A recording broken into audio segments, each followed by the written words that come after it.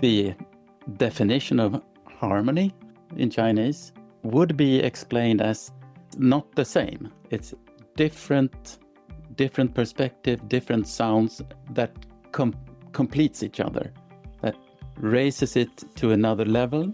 And that's the explanation of harmony would acknowledge that we are all different within a unity. So I think that harmony is always an explanation of the balance of yin and yang. I'm Michael Max, and this is Qiological, the podcast that curates East Asian medicine and methods through the power of conversation. We're taught to recognize disease. Our training focuses us on pathology. We hold ourselves up as a holistic and preventative medicine, but still, at least for me, over much of my time in practice, I've been looking for the trouble. Maybe too, because it stands out more readily and it's notable. So there's that. Excess tends to be easy to see. In herb class, we learned that the Yangming was hot when there was a problem. So it becomes easy to think the Yangming is about heat. But that's not its proper state. That's how it appears when it's diseased. What are the herbs used to treat it? Cold herbs, because the proper natural state of the Yangming is both cool and dry. The Xiaoyin is supposed to be hot, which is why in its disease state, it appears cold, and hot warming herbs are what's used to treat it. Not unlike noticing there's a pothole in the road, your noting it is actually what guides you into running smack dab into it. So too, a focus on pathology can distort our understanding of how things work when everything is humming along just fine. I'm not dismissing the importance of knowing how to identify a problem. At the same time, don't lose sight of what proper, healthy function looks like. Knowing the rightness of things, having the flexible capacity to see both what's right and what's not, that is a skill that I've undercultivated.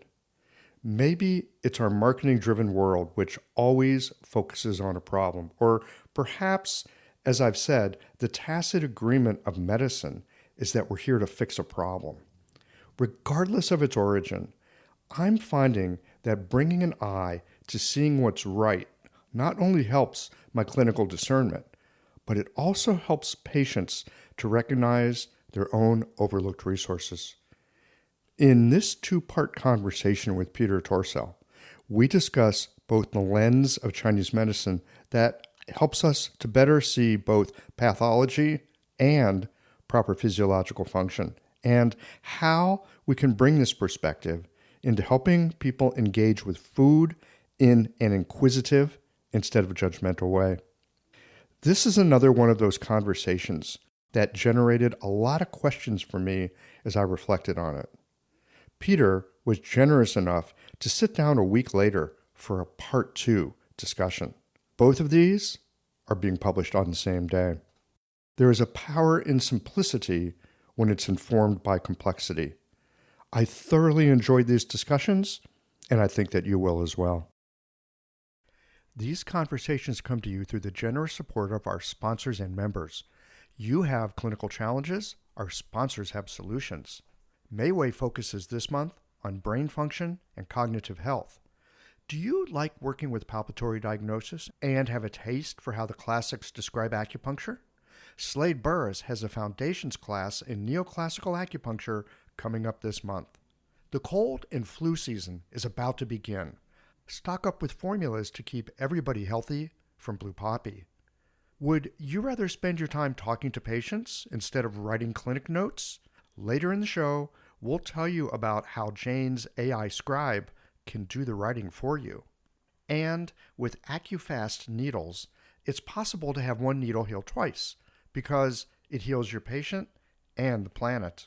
Do be sure to visit the sponsors page on the Qiological website to take advantage of all the special offers our terrific sponsors have for listeners of the podcast. Hi folks, I'm Yvonne Lau, president of Mayway Herbs. September is a time for sharpening the mind. And this month at Mayway, we're focusing on cognitive health and supporting brain function through Chinese medicine. In our newsletter and podcast, we'll explore herbal approaches to maintaining cognition in aging patients, traditional Chinese medicine strategies for cognitive decline, and insights from practitioners on children's health and the future of TCM education. Since 1969, Mayway Herbs has been a trusted source for high-quality herbal products.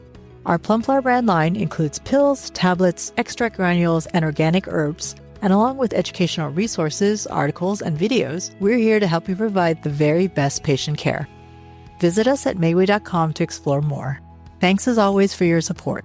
And here's to cultivating clarity and resilience with the wisdom of real Chinese medicine. Hi, I'm Kylie Roger, and I practice neoclassical acupuncture, a palpatory style which gives you instant feedback. This style has made me more present, more precise, and it's elevated my clinical results, and I'm not alone in this. Here's what other practitioners have to say. The neoclassical skills that I learned have really streamlined the way that I make my diagnoses, which result in a faster treatment. The patients like it, they like the results, and I'd recommend it for anyone that wants to add another skill set to their toolbox. Practicing neoclassical acupuncture has been a life-changing experience for myself and my practice. I've seen remarkable results in my patients and gained greater confidence as a practitioner. I highly recommend. Neoclassical acupuncture has completely changed my practice, and I love the amazing and lasting results that I see with the medicine. Start your journey with neoclassical acupuncture with the Foundations course this September. Visit neoclassicalacupuncture.com and transform your practice. Running a smooth clinic starts with having the right support, and that's where Blue Poppy comes in. With cold and flu season right around the corner, now's the perfect time to stock up on their original Cold Quell. This September, enjoy 15% off their entire Originals line, including formulas for allergies, hypertension, acid reflux, and more. Even better, Blue Poppy offers free shipping on all orders over $50, no restrictions within the continental U.S. For nearly 40 years, Blue Poppy has supported licensed acupuncturists with premium quality products and a steady commitment to exceptional service. Visit bluepoppy.com today and see why so many practitioners trust Blue Poppy. Be sure to subscribe to their mailing list for exclusive offers and updates.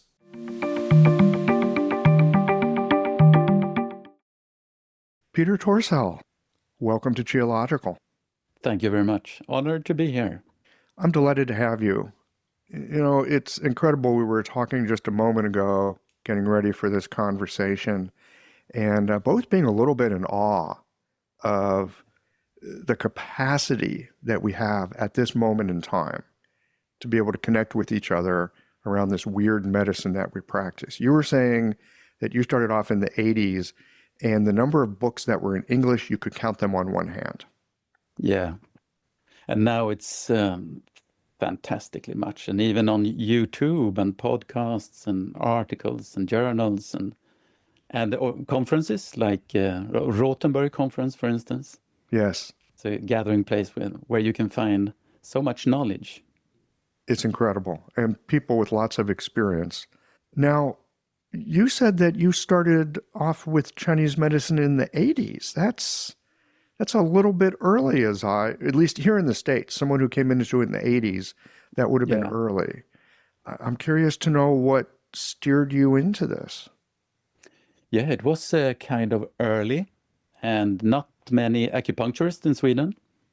There were, but not many. And we had like 5 different associations with maybe 10 people in each or something. Oh, but that's small. Wait a minute. 5 associations with 10 people? That's... Yeah, something like that. And, you know, there were kind of struggles, like it usually is when it starts up and when something is supposed to represent Chinese medicine, there are different views and some people don't get along. But anyway, after a while, there were more people. One of the schools were Jeremy Ross having a school in Sweden. He was coming as a teacher. He was one of the early ones with Julian Scott and Machocha, who went to Nanjing and practiced. And so after a while, we managed to just have 2 associations and then 1. So it's easier to speak to the authorities when it's only 1 association. Yeah, early on for me, I was interested in the philosophy of Chinese medicine.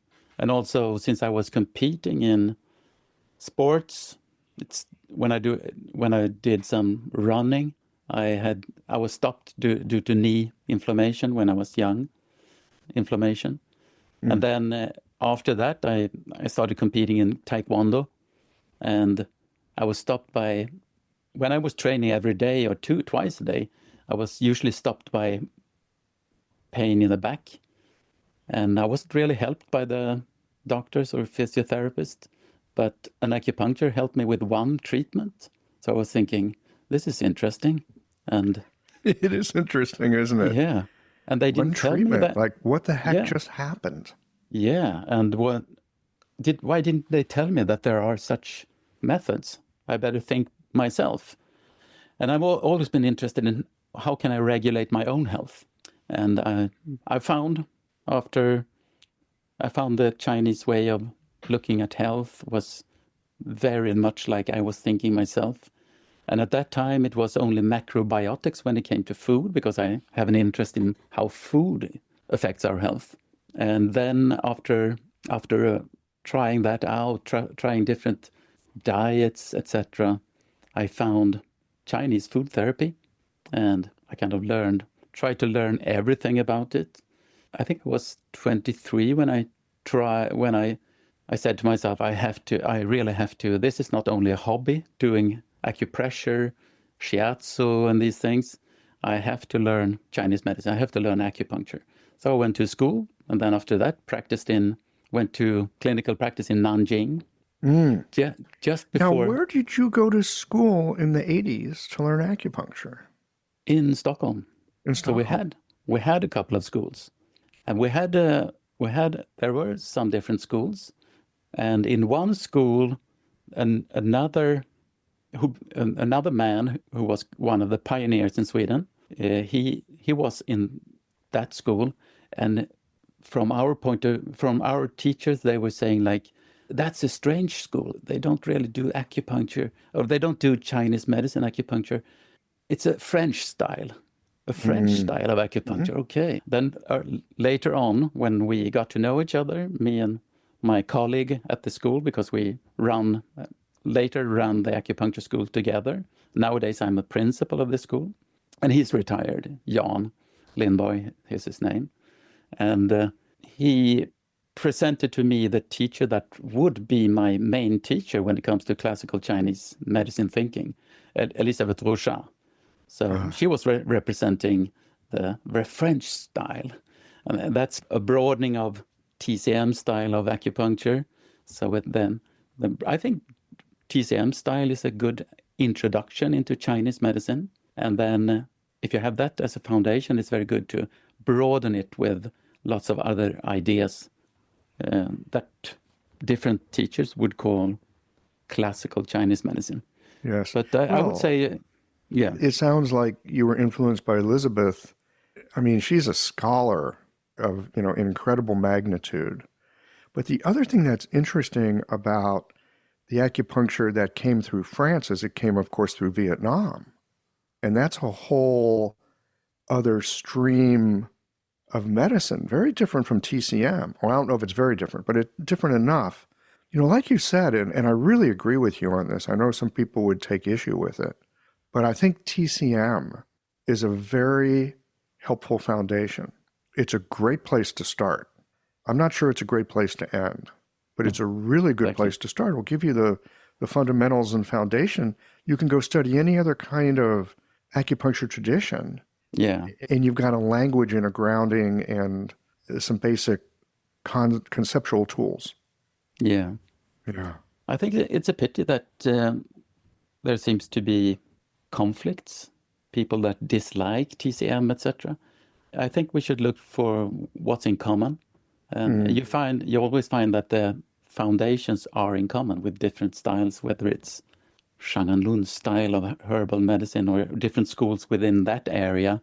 And when it comes to acupuncture styles, you will find a different foundation, and usually find it in words like qi and yin yang. So that's, I like to make it as simple as possible all the time. As long as it's possible to make it simple, I will try it. And I usually end up going back to yin yang all the time, especially in my style of regulating with food. This is the foundation I'll go back to. And then we should always try to find what unifies us and be interested in what's different in different styles. And within classical Chinese thinking, if you have opposite views, it would only be complementary, or kind of it's not a conflict. It's not either or, it's both. So it'll only open up an interest to complement your own restricted world of thinking. Peter, I could not agree with you more.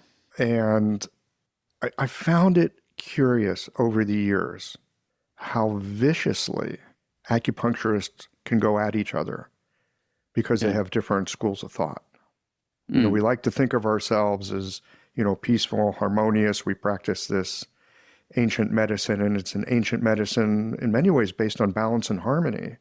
But holy smokes, you get some factions going and people are at each other's throats. And it's not just us in the modern day. If you look at the commentaries of doctors throughout history, you'll see that people have been arguing about Chinese medicine over the centuries. And they'll even argue with each other. They'll argue with dead doctors, right? Because there's commentaries, and you can make a commentary on the commentary and add to that wealth of knowledge. People have been arguing over Chinese medicine for a long time. And I really appreciate your thought here about, look, yin and yang are not separate from each other. They are complementary aspects looking through very different lenses of reality at reality, but they're complementary and they connect. And I remember being in school and having Chinese teachers in particular say things like, it all comes back to yin and yang. And I remember as a student thinking, wow, that's beautiful and that's interesting, and I have no idea what you're actually talking about. It sounds profound and it sounds difficult. And, hearing you phrase it as these are complements and they support each other, even as they try to take each other apart. This is a fascinating thing about yin and yang for me, is that yin and yang will try to take each other apart in some ways, even as it's mutually supportive. The definition of harmony, he, in Chinese, would be explained as not the same. It's different perspective, different sounds that completes each other, that raises it to another level. And that's the explanation of harmony would acknowledge that we are all different within a unity. So I think that harmony is always an explanation of the balance of yin and yang. And I think another problem is often that early on I was thinking like yin and yang, I know that. Can we go on? Can we go deeper?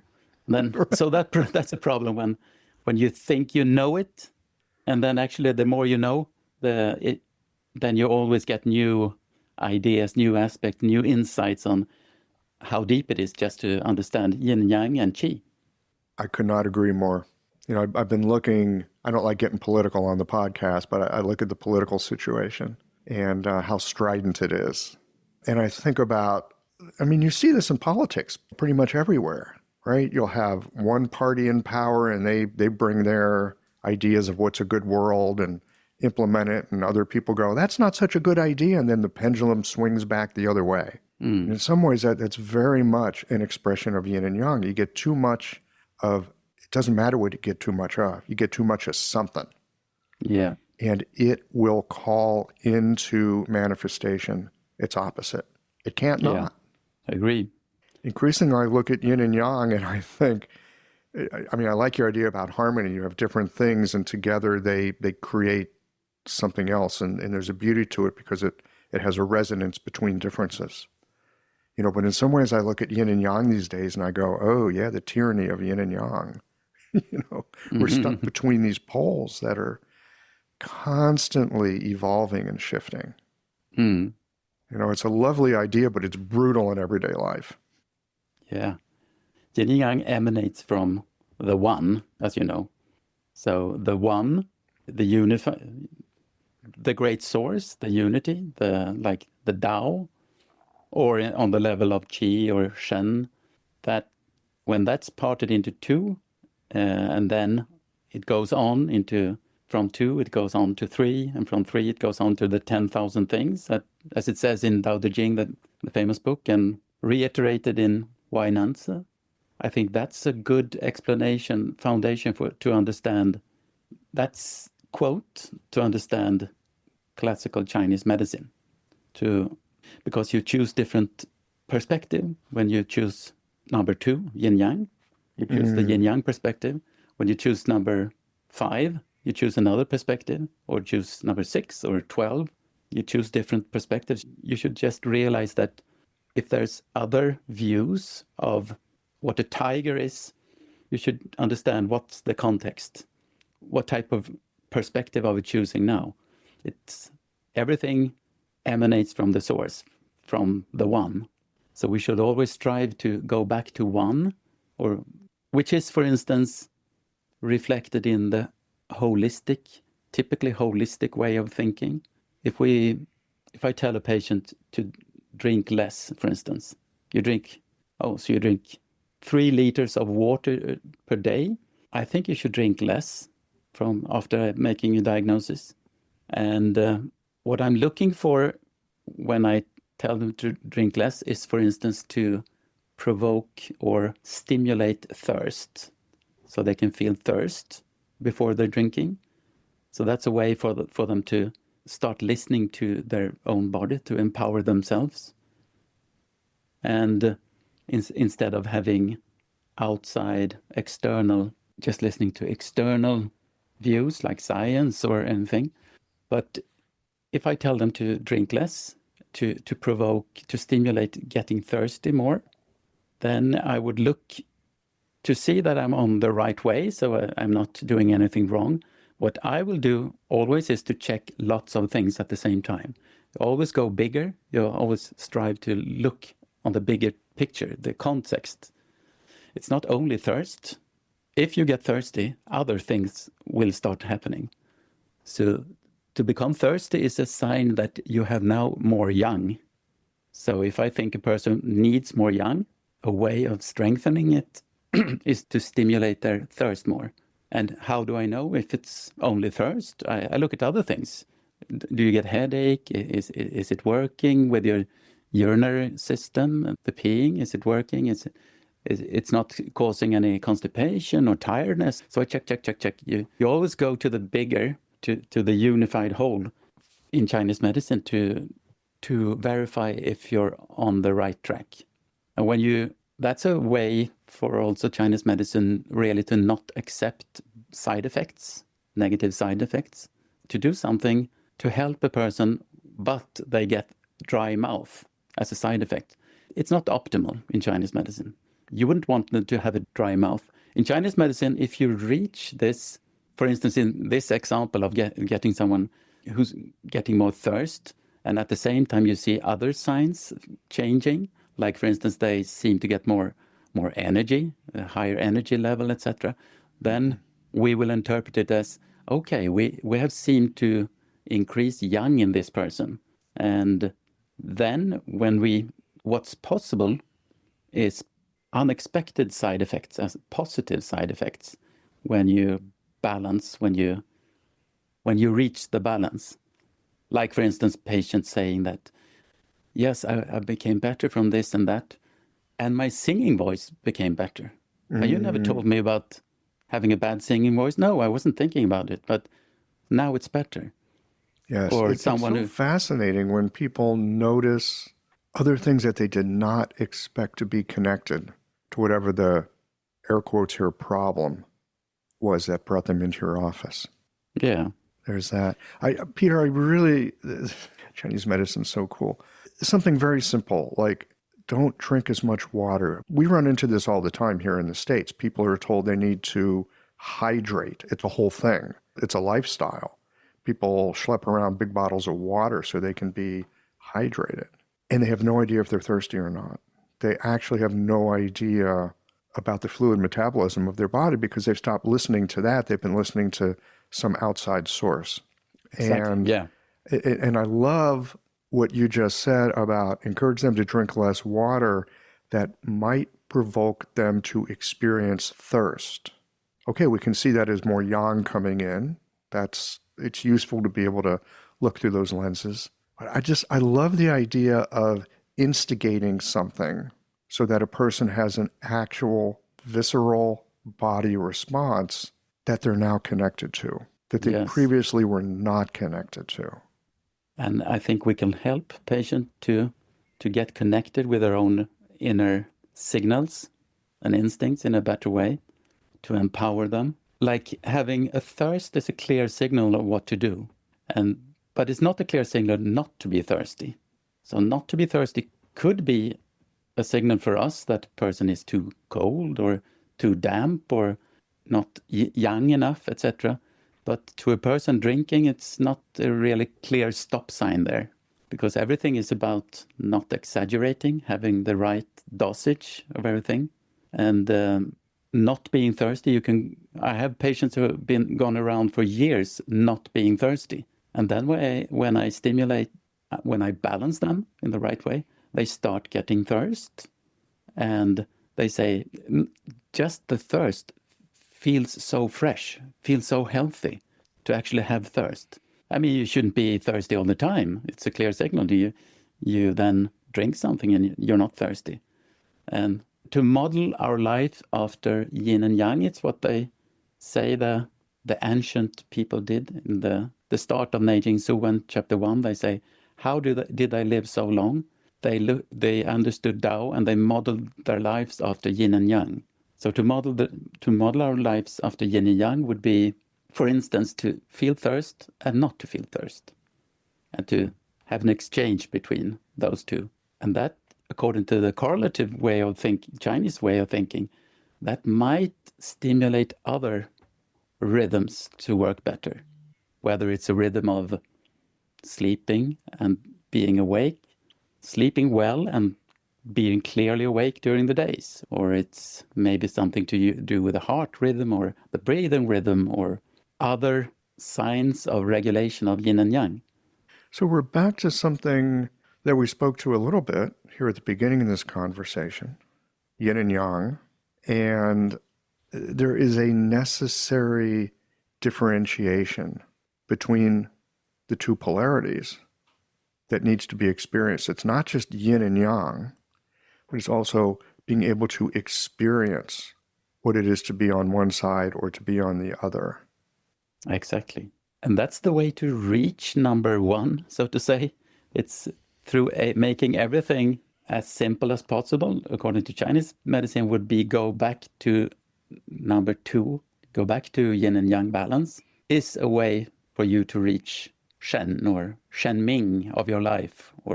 So it's a way to strive back to the source all the time. It's a way, the way is through yin and yang. Now, you also alluded to that we can look through various filters or various parameters. We can look, well, it's tricky to look through the one, but we have an idea of the one.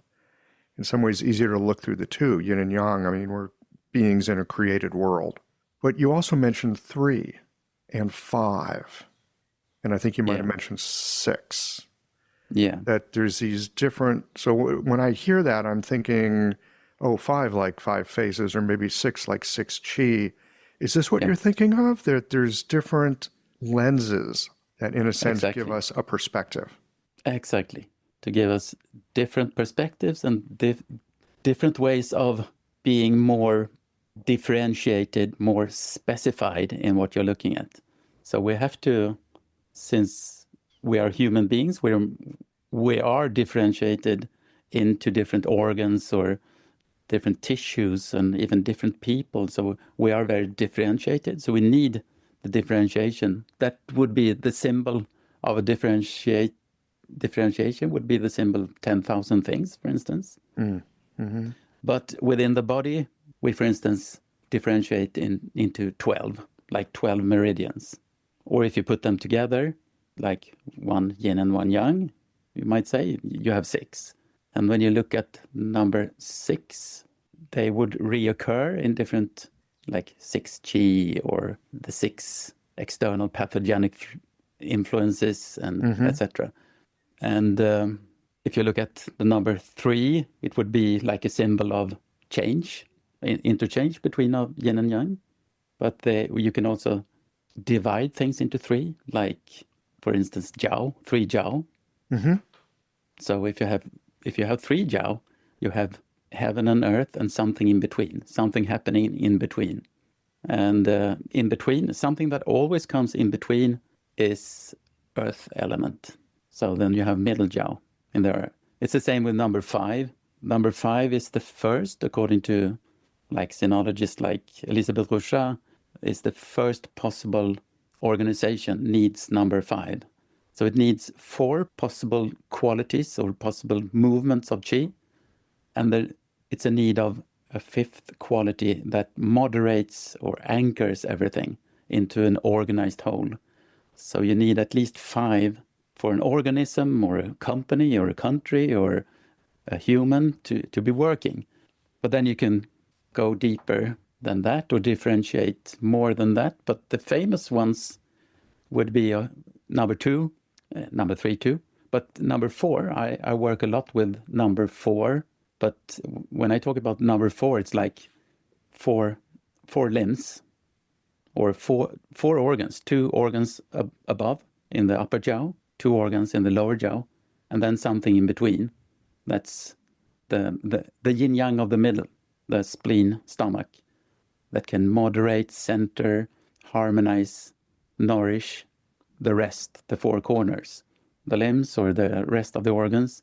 But so number 4 would be, that is the lowest number you can use to individualize, to be able to individualize. It's number 2 is not really enough.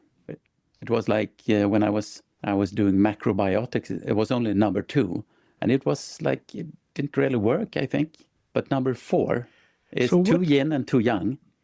So what's missing with 2? Is it just not differentiated enough to create some kind of complex stability?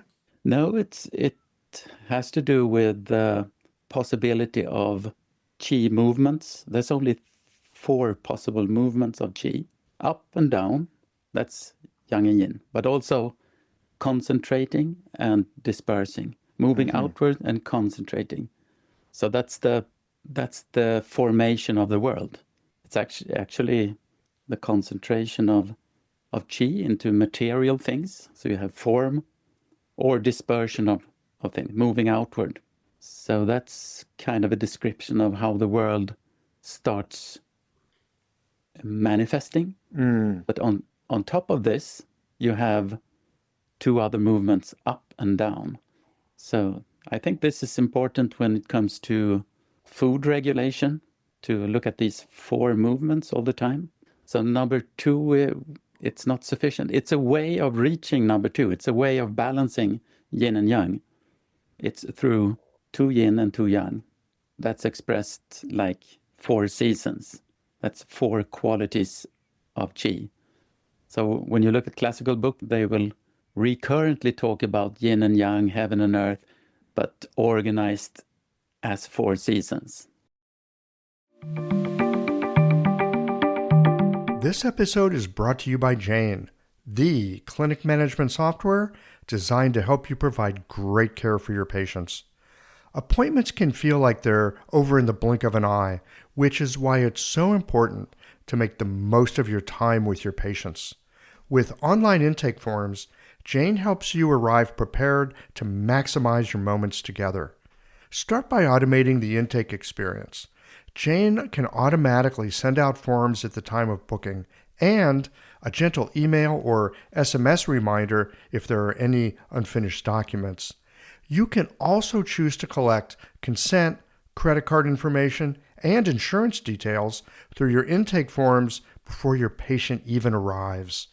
You'll start appointments informed with all the information you need, organized in easy-to-find spots on their profile. To learn more about Jane, head to meet.jane.app/documentation, where you can book a demo or sign up if you're ready to go. Oh, and be sure to use the code Qiological for a 1-month grace period on your new Jane account. Now, I'm thinking, as I hear this, a bit of the Korean, and I don't know a lot about it. It's just something I've come across. It's kind of an interest of mine. I haven't studied it deeply, but it's one of those things that I look at from time to time. The satsang. There's like basically 4 constitutions. There's really 4 organs that they look at. They look at liver, kidney, lung, and liver. That's it. So does your 4 fit up with that in some way, or is this a different model entirely? I always look at different models and different typologies, like five element typologies, different types from Neijing or from other sources. And I always end up at the question, what does it lead to other than categorizing things? Does it lead to knowing what to do about it? So that's always my question. So what does it lead to? How can I use this? Mm-hmm. I think in Chinese medicine it's very pragmatic. That's one of the characteristics of Chinese culture, is very pragmatic. You have a theory, even if it sounds very theoretical, it's practical. It's useful for something, for getting into the right, tuning into the right balance, or to adjust a balance, or to change something. So I looked into that, and it wasn't really the typology I'm working from. So it was years ago. I was happy to see that there was someone else correlating 4 into different types, but I didn't see really, there were some similarities, but not the same. It sounds more that you're looking at 5 phases and you're looking at the directionality, things coming in, things going out. Yes. But you've got this earth in the middle. It all goes through the soil, so to speak. It all goes through the person, right? We talk about Tiandiren, heaven, earth, and person. There's us in the middle, this creature that we are. Exactly. And that's what you should look for when you have a diagnosis, especially when it comes to food, you look at the person. It says even in Neijing, it says the most important thing in diagnosis is to look at the physical body. And it says also, and their courage. And by courage, they seem to mean, according to commentators, and to Elizabeth too, I asked her about that, it's an assessment of power, of force. So it's like, I would say more, instead of courage, I would say, you look at their chi. So you look at a heavenly aspect of the person and the earthly aspect. The earthly aspect is more looking at the body. How does the body look? What's the tendency of the body? Is it yin yang? And then you look at also the heavenly aspect, the shen, the personality, the sense of chi of that person. Is it vibrant, energetic, or does it seem to be weaker, tired, etc.? And this assessment is rather quickly, so I think we all do it. And then it's kind of a categorization into 2 yin and 2 yang from this. And this could lead to understanding what type of food should be good for this person by looking at this. So if you look at the body, that would be typically a result of the work of the spleen for a long time. So if you're obese or if you're too thin, that both are due to the spleen not working well, or being subjected to too much problems. So it's reflected in the body. So you're looking at, I think, what many of us would call constitutional type. Yes. What's the person look like? Yeah. And at the same time, if I'm hearing you correctly, you're also looking at what kind of person is this? Not just what's their body like, but what are they like? What's their presence like? What's their spirit like? Exactly. And the thing is that constitution, this is a discussion about what is constitution. I would say that I agree with the people that you can change your constitution. So you can go from being thinner, weaker, paler into being more energetic and more stronger, muscled, etc. So you can change your constitution, especially thanks to lifestyle, especially food. Now, you mentioned food quite a bit here. Yeah. Food is one of these interesting things. It's something we do every day, often without a whole lot of thought. It is something that we talk about a lot in our profession as being important. Food is medicine, which other doctors over the ages have also mentioned. It also seems to me it's one of the more difficult aspects of daily life to get a handle on and actually make change with. Yeah. And I know for myself, I mean, I like what I like. And sometimes I know it's not so great for me, but I enjoy it enough that I live with the trouble it brings me, you know, at least up to a certain point. The other thing that I've noticed over time, and I'd like your perspective and maybe some advice on working with this, it seems to me that as these holistic medicine practitioners that we like to think we are, hopefully we are, we're often incredibly puritanical in terms of you should do this, you shouldn't do that. There's almost an obsession toward purity, especially around food, that personally I find incredibly off-putting, because food should also be about joy. Food should also be about connection. And get it that food's important, but sometimes it seems like it gets either overstressed or in some ways, how do I say this? Like put under a microscope, like I'm eating X amount of protein and X amount of carbohydrates. I mean, you see this a lot in functional medicine. You see this a lot in more Western medicine, breaking it down into its nutritional components and thinking if you get those components, then you're going to be healthy. I don't think that's necessarily the case. And then just to complicate it, you've got the soil. You've got like who a person is and how they interact with food. I think what I'm trying to say here, Peter, is it sounds simple and it sounds important, but it seems incredibly difficult to me to help people with food. A way to motivate people is first, for me as a practitioner, to understand what needs to be done to change. When I started a long time ago, like in the early 90s, I gave lists to patients, like 26 points that they would change, and then they didn't really change. But nowadays I can give two points for them to change, and something that's simple. And I also negotiate, check with them. What do you think about this? What are you having for breakfast? Why are you having that? Can you have this instead? Yeah, sounds good. Okay, try it. And we'll see a change within 2 weeks. And if they see a change within 2 weeks, that's motivational. But it starts with me understanding which advice will make a change.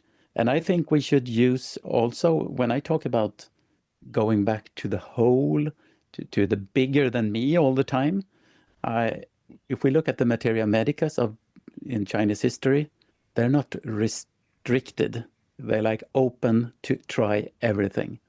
And any animal parts, minerals, any herbs, try anything. And if it lasts, if it seems to have an effect, it will be put into a theory, what this part will do, what the liver of an otter will do, or what the pouring water from that mountain will do, etc. What's the effect? No judgment if it's negative or positive, just what's the effect. So I think that's a good point. It's easier also for the patients to listen to you if you accept their life, if you accept them drinking coffee, eating meat, drinking milk products, because maybe they're used to, if I'm a naturopathic type of medical practitioner, I probably won't like them drinking alcohol, coffee, etc. But if I say, yeah, it's okay to do that, I think so. So you can change these things to see if you notice a change.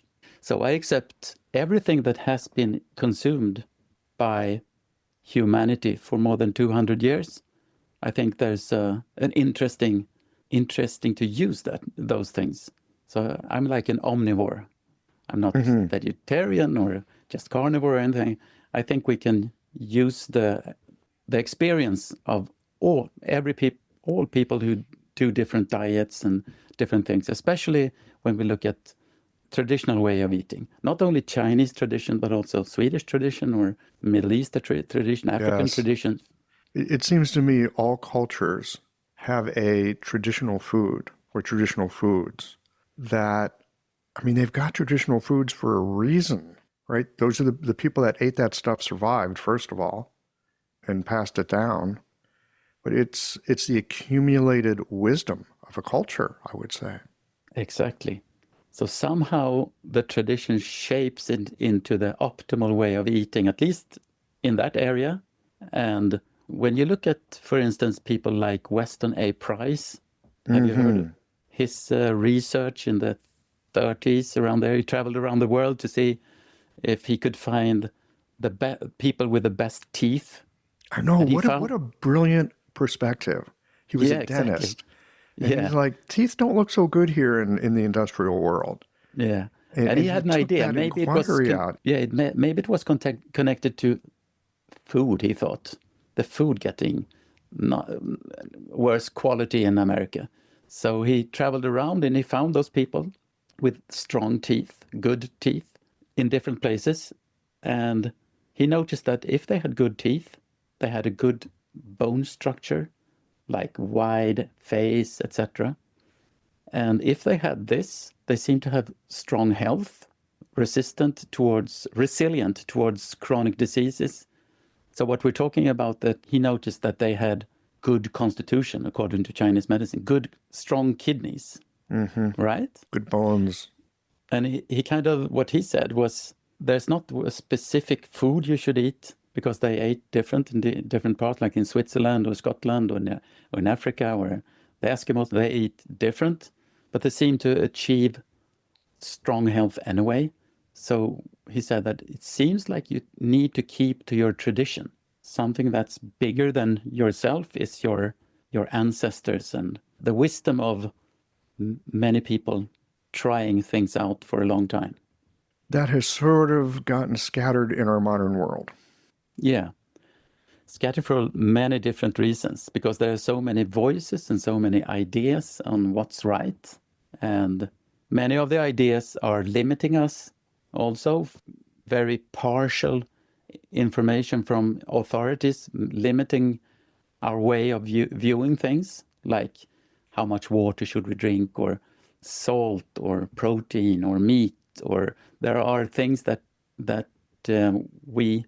many people get limited and think that we cannot change much more than they say, the authorities say about salt, for instance, or protein. But we should, I think it's important when I teach to look at the actual evidence of all these ideas around saturated fat and cholesterol, etc. Look at all the evidence we have. But then we should not only trust science, because science is also limited. We should at the same time look at different traditions, historical or anthropological ways of looking at how much did they actually eat? How much salt did the Swedish people eat in the middle of the 1700s, etc.? How much salt did they eat in the middle of the 1700s? 1700s. That's 800. They ate, probably because they didn't have refrigerators, they ate at least 10 times more salt than what is recommended by the authorities in Western countries generally. Because that's how they preserve their food. Yes. And it didn't seem to give what they thought would be the dead end point of the cardiovascular problems. So if we look at what salt does to the body according to science, but also according to the people who eat the most salt in the world nowadays, that we can look at their health. But also if we look at the Chinese medical sources, which I really have big respect for, they always seem to have right in the end. at first, maybe I think, no, they're wrong in that. But then the more I know, the more I respect the gathered evidence that's seen in classical Chinese books about what they say about salt, for instance. So, for instance, if we look at the people who eat about 50% more salt than's usually recommended, Koreans, they have less cardiovascular diseases, a lot less than the Westerners generally, and also actually less hypertension also. So there is a risk that if you lower your salt too much, there will be an increase in stress hormones, because the body is very particular about having the right range of natrium, sodium, you call it in English, the right range of sodium in your body. So it's very important to have that enough. So if you lower it too much, there will be stress hormones released in the body, so which can raise your blood pressure. So the big studies show that the people who eat more salt compared to those who eat the lowest salt show that those who eat the more salt have less of cardiovascular diseases generally. So we can explain this if we go into the sources of Chinese medicine, and also according to Western medicine.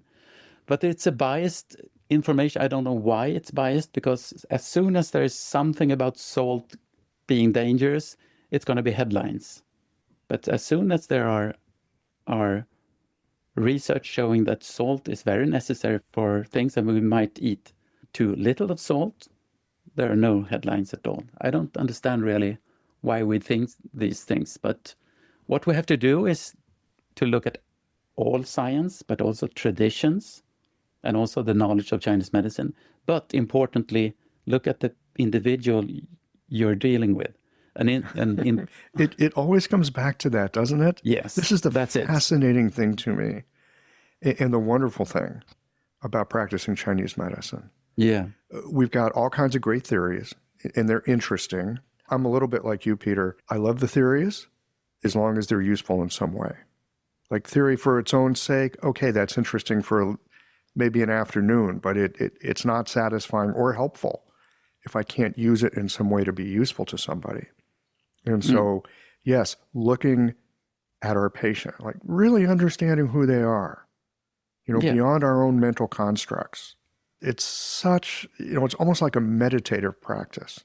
Like, can I drop my own sense of how I think about the world long enough to be able to see who's in front of me? Exactly. It's challenging. Yeah. How do you manage to do that? And especially, here's something else I found. It's so counterintuitive, right? Yin and yang. Sometimes I get reasonably good at certain things, right? You get some clinical success, and you start recognizing patterns. I think you know what I'm talking about. Hopefully the listeners do as well. It's like, oh, I understand this. And then that understanding, in a way, blinds me to what other things might be there. Because I've actually had enough success to think I know how things go. And then I stop looking as closely. Yes. You should always remain open. And when it comes to what information to trust, the first thing is to trust the information of that individual. So we can try to tap in by questions and by our methods to understand that person and to ask them to see, because they know the most, they know more about themselves than anybody else. We know more than this person about Chinese medicine. Doctor knows more about medicine than that person, but he knows what's his reactions is, what's his experiences during the day, what's his problems. And a simple question is, do you like salt? And they might say, yes, I love it, but I'm very healthy, so I lower it a lot. And then I might say, what salt do you use? I use the famous, the typical one. Okay, that's a refined salt. I think salt is they say in Chinese sources also, that the body longs for certain things. So some organs long for certain things to help them. So that's a sign from the body.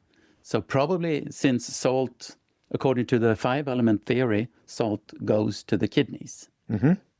Salt is also a complex taste with other physiological functions. So if they say that they like salt, I think salt, in all traditions, salt is very important. So they get it from the mountains or they get it from the sea. And it has about 70 minerals. And if you refine it, it might be only 2, natrium chloride, sodium chloride.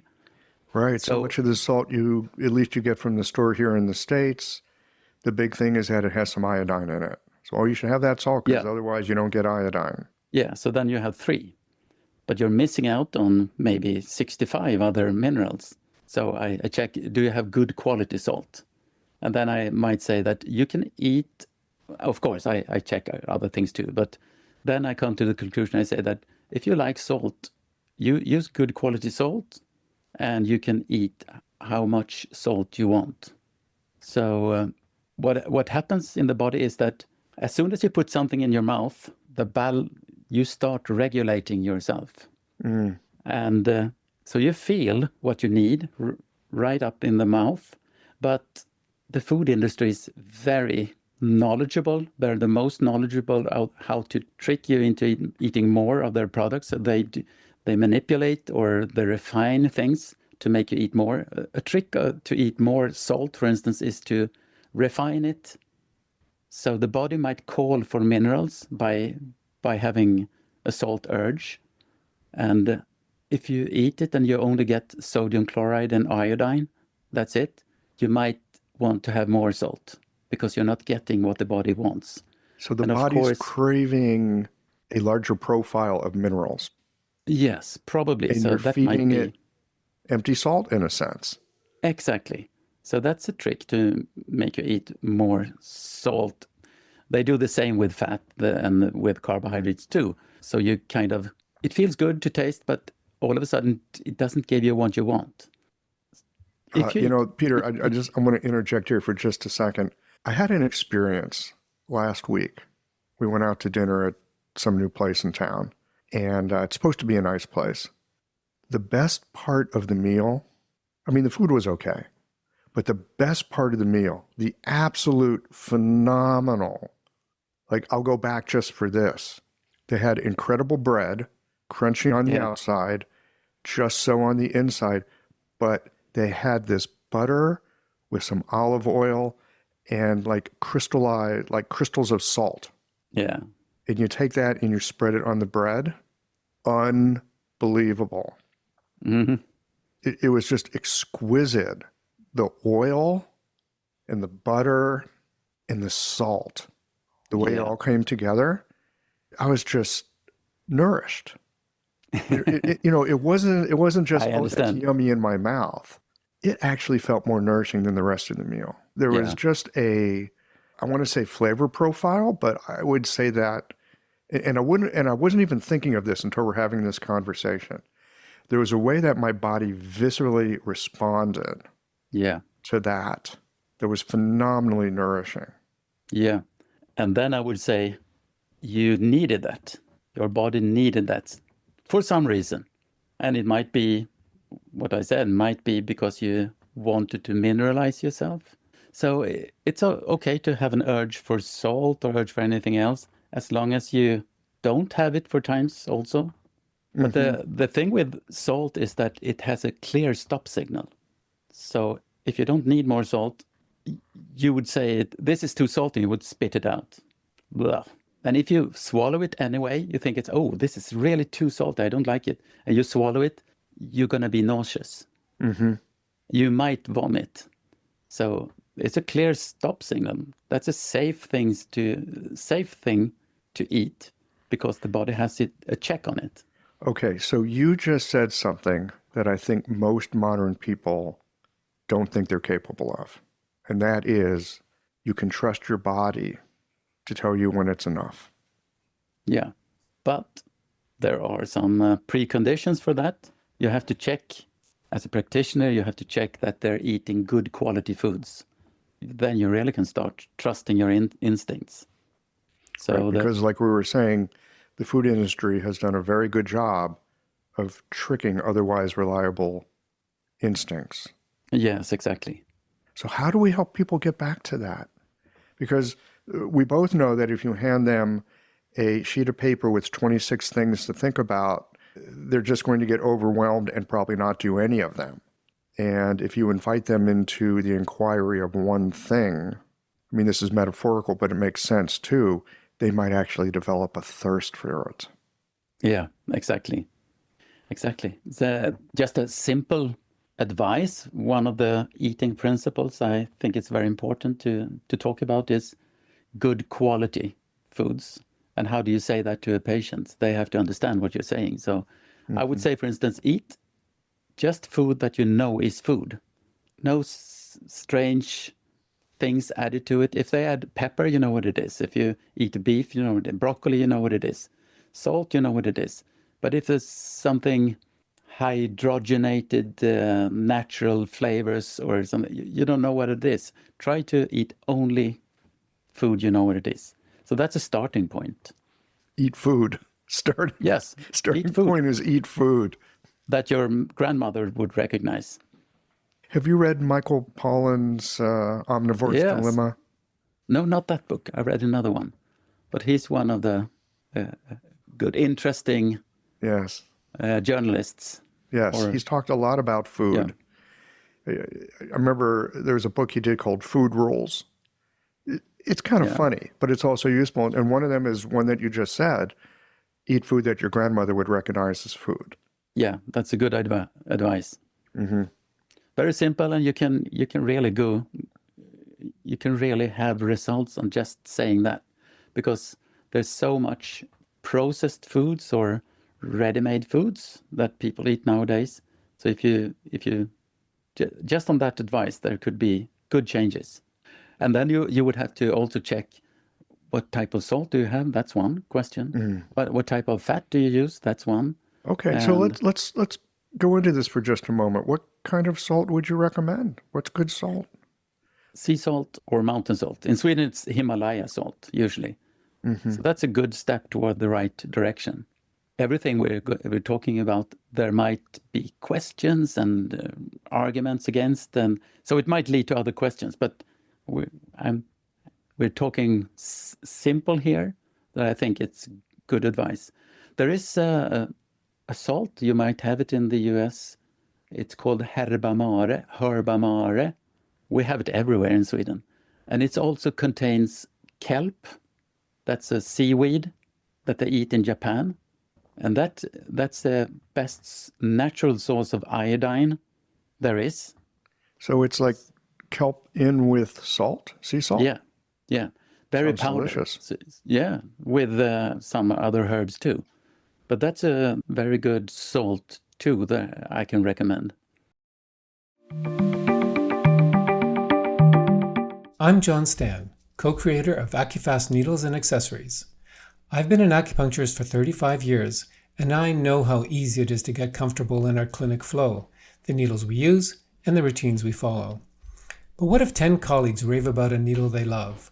One that's good for the environment. Would you hesitate to jump on board? Or what if I told you that for just 50 cents more per treatment, you could add oxygen and shade to the planet? Would you spend the extra pennies, or simply raise your fee that tiny bit? These are the choices practitioners face when first considering our AccuFast Earth-friendly needle. For some, change is super easy. For others, it takes some effort. Yet, clinics worldwide are making AccuFast the fastest growing needle brand. And that's despite competitors trying to imitate us. Why? Because we're more than just a great needle. We're about solutions. Our accessories make multi-needle packaging smooth, fast, and controlled, so you can focus on patients, not packaging. So join me and the thousands of practitioners in our movement, because for every 2 boxes a clinic uses, we plant a tree. I encourage you to visit AccuFastNeedles.com/geological today for samples and to learn more.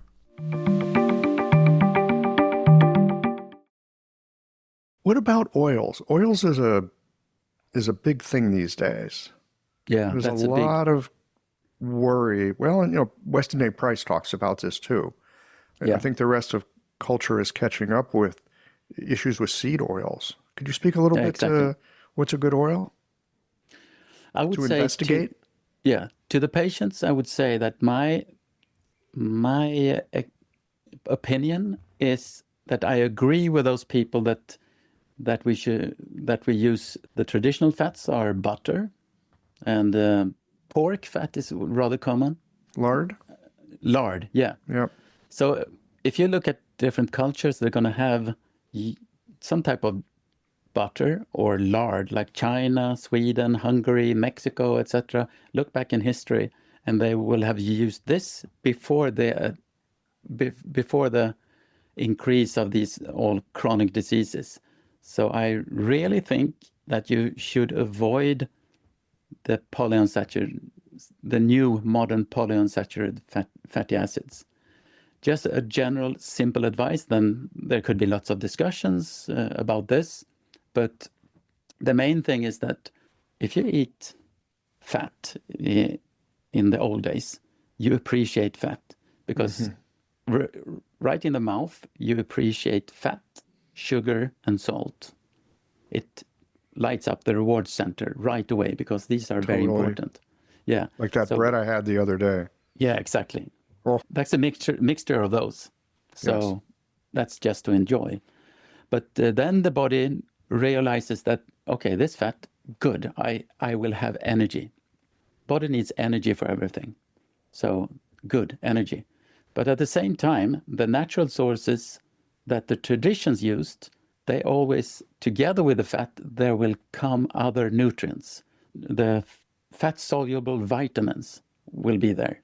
So if you eliminate those and just start using the modern seed oils, you might have a deficiency of retinol, the real vitamin A that we need, and maybe K2, that Western Price probably alluded to, that was very important, and maybe vitamin D. In Sweden, where it's cold and dark in the winters, we used lots of lard before, probably because it might have been the best vitamin D source in food you can have, because you don't get it from the sun. Vitamin D from lard.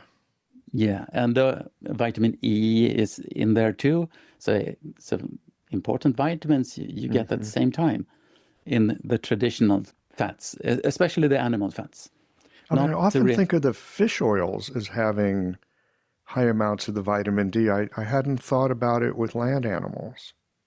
No, they could have, especially if they are outside a lot, like they should be outside, happy, eating whatever they want. In that case, they will get a good nutrient in their fats and in their product, meat and milk, etc. will have a good nutrient profile.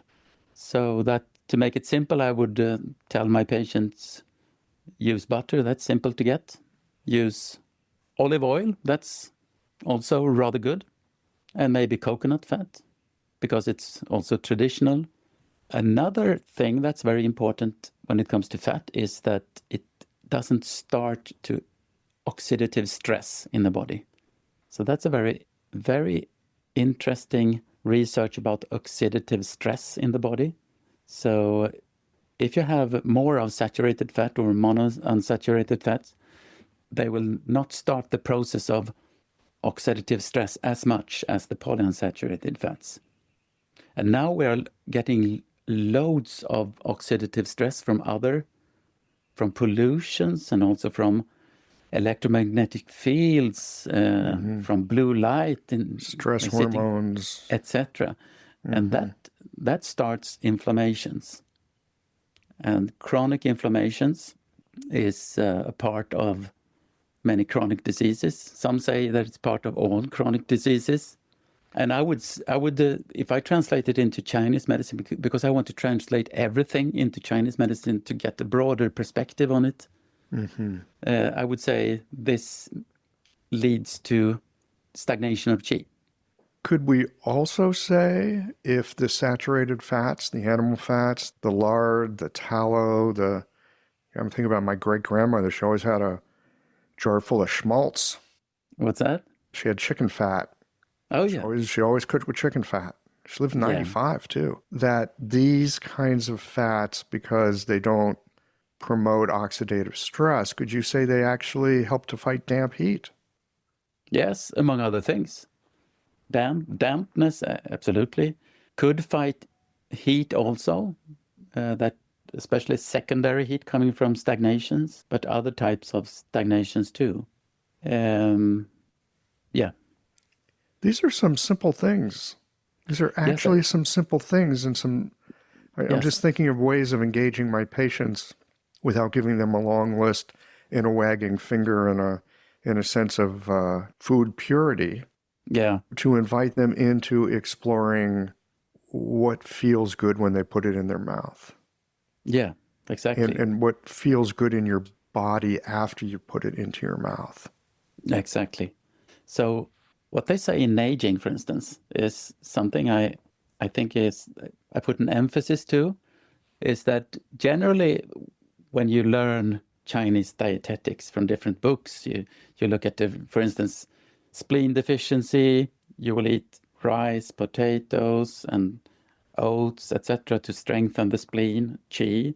And for blood, you will eat this. And they have recipes or foods for this. So you have two factors, the diagnosis and then the materia medica, the bansao. But there is one thing missing that they say in aging that's really important.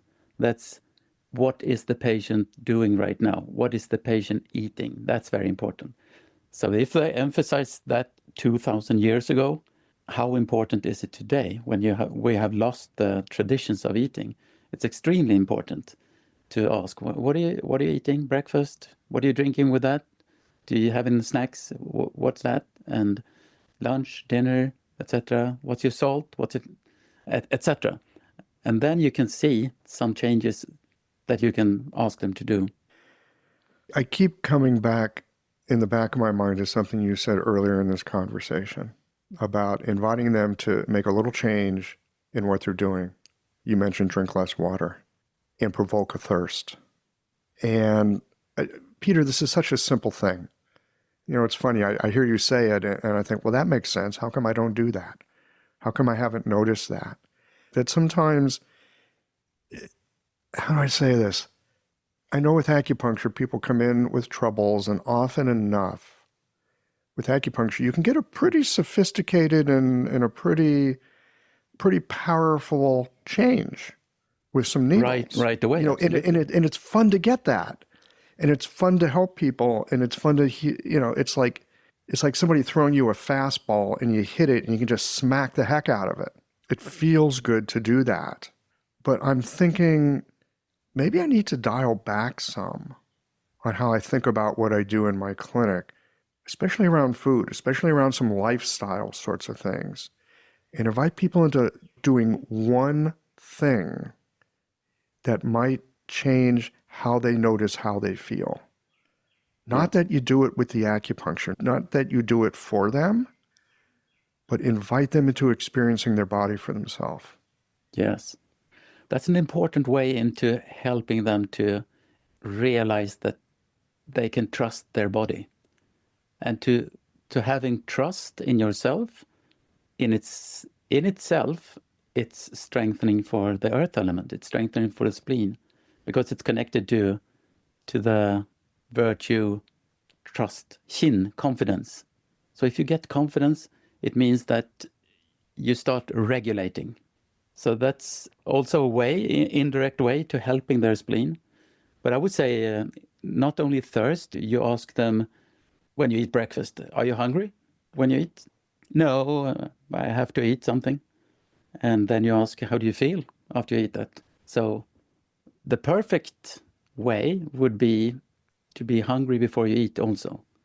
So many times I ask patients to, so you're not hungry breakfast, not lunch, and not dinner either.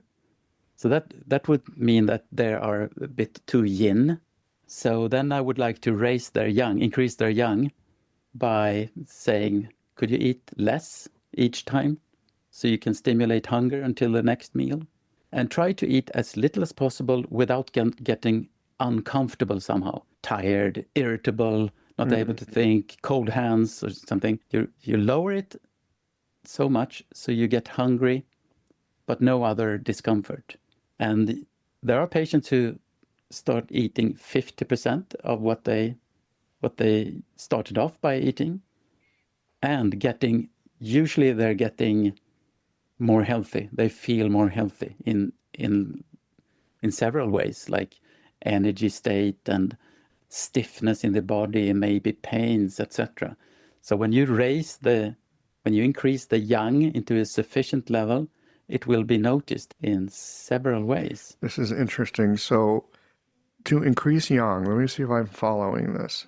To increase yang, you could ask them to do nothing more than eat less, so that they're a little bit uncomfortable, but not too uncomfortable. No, not uncomfortable. Just not uncomfortable. To just enough. They only have to think about, if I eat less this time, I would normally eat this, but I'll try to eat 80% of that. To see if I get hungry. Hunger is the signal we want, because it's a clear signal of what you should do. Not irritable or anything, then you might have to make some adjustments. But so they can feel just hunger, no uncomfortable feelings at all. That's the ideal. Just hunger, no uncomfortable feelings. I think a lot of people get pretty uncomfortable with feeling hunger. They would be a bit afraid. Am I going to last? Will I have energy enough? Or, I might die if I, etc. Try it. You can, if you need to eat more. But that's the only thing you have to think about, I might say to some people. Just eat less to see if you get hungry. And if you help them to regulate with food advice or with acupuncture at the same time, they might this might be the strongest way for many people to increase their yang, actually. But the precondition is that they have enough yin, or a bit too much yin. And how do you notice that? For instance, they are bigger body types. Mm-hmm. If you're thicker body types, for instance, you could be obese or you could be thicker body types. That means you're more yin. So that's one precondition. Other preconditions could be that they say that they're not hungry. And then you could see other signs also, like being tired or being stiff or etc., having loose stools and etc. Yes. I'm just struck here, Peter, by, instead of asking people to make big, giant changes, change this food, change that, eat this, don't eat that. Instead, what I'm hearing you say is eat like this, as an inquiry, as a question, as try this and see how you feel. Not asking them to change the foods they're eating, ask them to change how they're eating as a starting point. Exactly. And how that can change awareness. Yes. So these are these simple things that you really have around you. You have yourself that could make the best changes. I've gone from using more herbal medicine before, but nowadays, just by using these food regulation things that we all can do, I don't use herbal medicine as much anymore. I've decreased it a lot. Now, what about, I'm thinking there's many people that eat because they have some sort of emotional need. I often have people come in and they'll tell me, yes, I've been stressed, I've been emotionally eating, and they've got a lot of maybe trauma, maybe years of bad habits, years of bad ideas, whatever. They eat for other reasons than nutrition. They eat for emotional reasons. How does this gentle shift how do I phrase this question?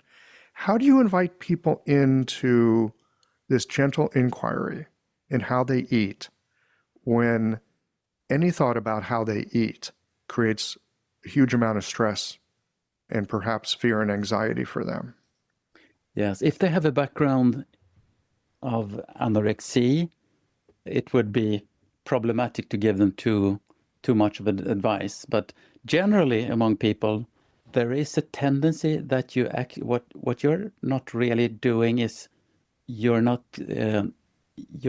balancing the organs by eating the right thing. What you're eating is just calming yourself. You eat to calm yourself. Mm-hmm. And that's the wrong reason to eat. It could be from time to time, it could be good, but if you do it all the time, then you're on the wrong track. So then you're on the track of getting more and more imbalanced, and your years of eating that way, you will end up getting cholesterol lowering medicine, hypertension lowering medicines, diabetes medications, pain medications, etc., etc. Mm-hmm. So you can reverse this and you can prevent this by food regulation. Zhuangzi, Zhuangzi, he says that you need to be calm to understand your real needs. Oh, you need to be calm to understand your real needs. Yes. So it's good to help the patients to be calm in other ways than eating, but also look at the quality of what they're eating. So, for instance, the typical thing is that you eat sweet, and that's a way to not only to increase your qi because you're tired or weak and you need more energy than you have, so you get sweet urge to stimulate spleen, for instance. But you also eat sweet to relax. So they say it in different ways in the old books. They say that gan huan, sweet, relaxes. So that's what you can see in Neijing in several passages. So you eat sweet to relax. So that's a way to regulate your qi. They also say that when the liver is full, in fullness, you eat qi, you eat sweet. So you eat sweet to calm down the liver. And I mean, liver problems in the United States and in Sweden is common, more or less in everyone. Stagnations of liver and liver young rising, etc. So to calm down, we eat sweet too. So then we should check the quality of the sweet, so they don't get it from sodas or too much of white bread, etc. So you try to first give them the right quality, like, for instance, rice. I think oats is good. But root vegetables are good, like potato. I think it's also good nutrition in potatoes. Sweet potatoes, yam. You have lots of traditional good quality carbohydrates to see if that somehow regulates them, so they don't end up in a bad circle where you have to eat to calm or relax all the time. That's the first step. I think about root vegetables, potatoes in particular. They've gotten kind of a bad rap too, because, raising blood sugar, blah, blah, blah. But so many people, at least Northern Europeans, when you ask about the comfort food, they're going to tell you that potatoes are like the thing that just makes them feel like they're at home. Yeah, the carbohydrates would be regarded as sweet, and it's sweet in the respect that it does three main things, the sweet taste. It tonifies you, and you want to be strengthened. You want to have energy. It relaxes you. So it puts you in a good yin-yang balance of feeling strong, but relaxed at the same time. That's a perfect. That's what you would like. But also you have to have enough of moisture in your body. So it moistens you at the same time. So you have the yin-yang in two aspects. So you have in carbohydrates, you strengthen qi, that is yang, and you also strengthen the fluids in the body. And that's you relax the person. And you relax at the same time. And you have the stomach that wants to be moistened, and you have the spleen that needs more qi. So then we can understand why we have an urge for sweet all the time. But the first thing is to check the quality, but then there are other steps too to help people to just feel better. If they feel better, if they have enough of qi in a regulated order, they won't have the same craving for sweet. Again, it sounds like there's a skill in inviting people into exploring how they feel. Yeah. when they eat a particular way. Yeah. And that takes some time and that takes some attention.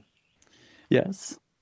But it's basically it's rather simple. Just you ask them, and most people they become aware that you are interested in what they actually feel. So they become observant on themselves. I have patients now that I think it's wonderful when an old lady, she says she goes into a store and she could pass by the vegetable section and she sees that, yes, it's tomatoes I need today. I want tomatoes. And she passes by and look for other things. She said, I can feel nowadays what I need. I mean, that's perfect, instead of listening to other authorities saying that this is good for everyone and this is bad for everyone. Back to basics. Yes. Back to basics. Again, I'm so struck by this invitational quality that you have of working with people to become inquisitive about their experience. Yes. It's a choice of your own. So often I think about medicine, like there's a tacit agreement that people come in with something that's bothering them, and as practitioners, we're going to take away the thing that bothers them. And I count myself, too often I count myself successful for having taken away something that was troublesome to a patient. Yes, there's places for that. But when it comes to food, when it comes to sleep, when it comes to actually having the capacity to live a he type existence, those balances between yin and yang, it's really about having the person recognize for themselves, oh, today tomatoes. Yeah. Today broccoli? Yeah, no. Oh, more salt. Oh, that's enough salt. Yeah. To invite people into that inquiry. I don't think I've done it enough. I think too often I've tried to solve their problem and not invited them into becoming curious about what their life is like when they experience certain foods. It's a choice of your own as a therapist. Do you want to be only acupuncturist, or you have a possibility of becoming the best type of health coach there is using Chinese medicine? But you have to stay with patients and ask them a lot of questions every time you meet. Maybe you don't want to work, maybe you have 10 patients at a time, then you just do acupuncture, and that's okay, but it's your own choice. But it's possible for us working with Chinese medicine to actually give I think the best health coach advice there is. For me, it's the part that's most rewarding. When people, this is like, I can't remember where in the Tao Te Ching it is. I really should learn to memorize that number, because I love this one about the best leaders are the ones where when the job is done, the people say they did it themselves. Okay. Like the best practitioner is when the person doesn't say, oh, this practitioner is great. They're like, yeah, I saw this person and I just feel better. They don't even give you the credit. They give themselves the credit. That's good. I mean, I think that's really... Yeah, but sometimes it's helpful for themselves to realize that you actually help them with something that's very strange for them. So they remember the next time that something happens, I can ask Max about, because he actually helped me with something I wasn't helped by someone else. I had a woman telling me that she sent her son to me who had mononucleosis, the problem. After having mononucleosis for a long while, he was very tired and he felt like feverish in the evenings. And he didn't want to come because he doesn't believe in that shit, acupuncture. And after, she persuaded him, she paid for him, and he came to me and actually helped him. So he was kind of surprised. Oh, yeah. Oh, good. Oh, that's good. And then he came back to his own world again, working and thinking. And some years later, now he has a chronic problem. She said, go to Peter again. Well, I don't know why I should go to him. Doesn't help. Don't you remember he helped you? No, I don't know. No, I don't think so. Then you have to help them also. You have to help them also to understand what can help you, or to realize what things can you do yourself and what can help you? Yeah. It's. I remember a teacher of mine when I was in school telling a story about someone who came to visit. The guy was referred, and he was like, I don't know if this is going to work or not. And this teacher of mine treats him. He uses like 1 or 2 needles, and the guy leaves. He's disgruntled, like, I came here for this, like 2 needles, like what? And later hears that the guy's like, oh yeah, that guy, he's just like a quack. 2 needles. I don't know what that is. Turns out the guy's problem completely went away. Right? Yeah. And he didn't connect it up with the treatment. No. This for me is a potent question as a practitioner. Do I need the credit for them getting better? I mean, there's a part of me that likes to have it, and there's a part that likes to have the recognition. Yeah. But sometimes I think the best work, I really do, is when they don't associate it with me at all. They just, you've probably seen this. Someone comes in with back pain, right? The classic back pain, and you treat them. And you see them, they come back, maybe after a couple of treatments, you ask, how are things? And they say, about the same, maybe a little better. And when they say that, it means 1 or 2 things. It means nothing has changed, and they're trying to be polite. Or it means they forgot they had back pain. They don't even have it, right? So I mean, when I hear that, I'll ask about it. It's like, oh, so when you reach down to pick up your grandchild, your back still hurts, right? You can't, I mean, like you can reach down, but you can't lift them up. And they're like, no, I pick my grandchild up all the time. It's not a problem. The very problem that they came in with, they sometimes have amnesia about. Yeah. And it used to drive me crazy. How could they forget they had this problem? But sometimes I think when people heal, they're just getting on with their life. They're not thinking about it. They're just thinking about their life. I think that's right. To just go on with life, that's right. And as a practitioner, you don't want to do things for your ego, but at the same time, it's helpful to the patient to point out that here is a new thing for you that actually helped. Yes. Remember that. So there are other things too. So open up. Yeah, there's that. It's a funny business that we're in, isn't it? Yeah. And it's a fantastic profession we have. I never go to my work just being neutral or don't want to go. Never have the Sunday anxiety, Oh, I have work tomorrow. I always go there with a positive sense, and it's going to be interesting. Yeah, it's funny.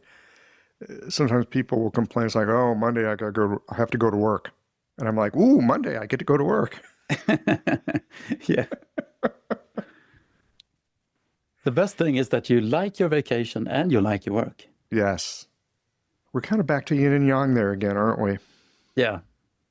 Like both aspects. Watch out for something you don't like. Try to like that. Try to at least appreciate, accept it. That's good advice. Maybe a good place to put a pin in it for today. This has really been delightful talking with you. And I feel like there's so much more that I'd like to chat with you about around food. Yes. Come join me another time and let's continue the conversation. Absolutely. It was a joy, and anytime you'd like to discuss food, for instance, I really want to. I would like to do that. Convey lots of things about that. That'd be great. Thank you very much for today. Thanks, Peter.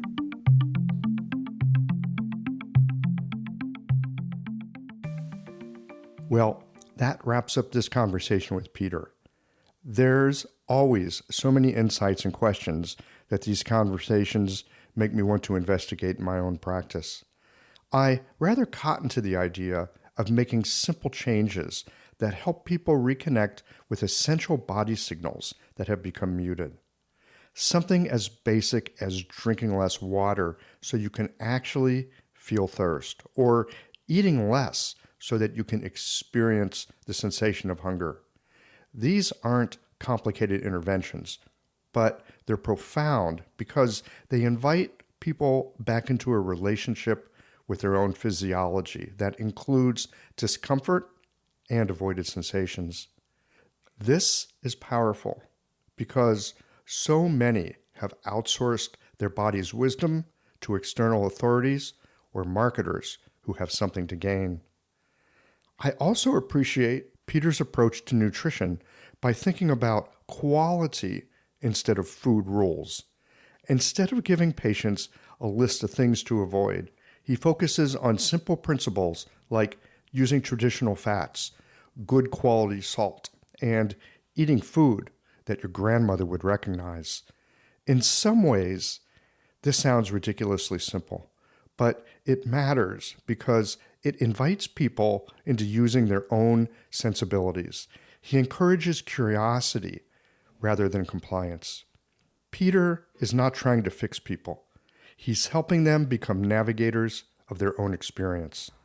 Sometimes the most sophisticated thing that we can do as practitioners is help people remember what they already know and trust the quiet voice that actually does.